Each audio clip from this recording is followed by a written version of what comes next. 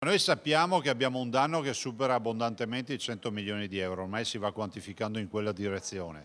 Questo vuol dire che il Fondo Nazionale della Protezione Civile deve essere presente in Veneto ad aiutare famiglie ed imprese. Noi l'abbiamo già fatto con 6 milioni di euro di fatto, e equa proporzione vuole che il governo ci metta molto di più. 3 milioni di euro più altri 3 previsti dalla variazione di bilancio. Il governatore del Veneto Luca Zaia ha aperto oggi un consiglio regionale con una sorta di piano straordinario per l'emergenza sfollati.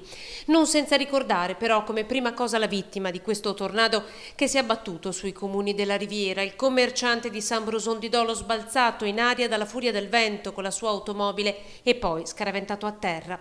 Il tornado ha lasciato dietro di sé macerie e distruzione, ma tra le case da abbattere e ricostruire, le aziende da far ripartire ed un'intera comunità da risollevare, oggi è arrivata la prima certezza, quella dell'appoggio del governo Renzi alle popolazioni venete. Dovremmo preventivare la creazione di un fondo anticatastrofi, un fondo catastrofale veneto, in maniera tale che diventi un fondo mutualistico e aiuti chi ha difficoltà. Penso ai tantissimi cittadini che chiedono di poter dare un aiuto, questo aiuto lo potremo mettere a regime annualmente e si tratterà di capire le formule, ma non saranno nuove tasse, nuove imposizioni. Nel prossimo Consiglio dei Ministri utile il governo chiederà lo stato di emergenza nazionale che si tradurrà in un primo copioso stanziamento per opere di somma urgenza. Intanto anche l'ULSS 16 ha dato il via ad una colletta solidale per sostenere i comuni della Riviera. Il direttore generale Urbano Brazzale ha inviato oggi a tutto il personale una comunicazione in cui invita a destinare in modo volontario una somma del proprio stipendio di agosto-settembre agli alluvionati.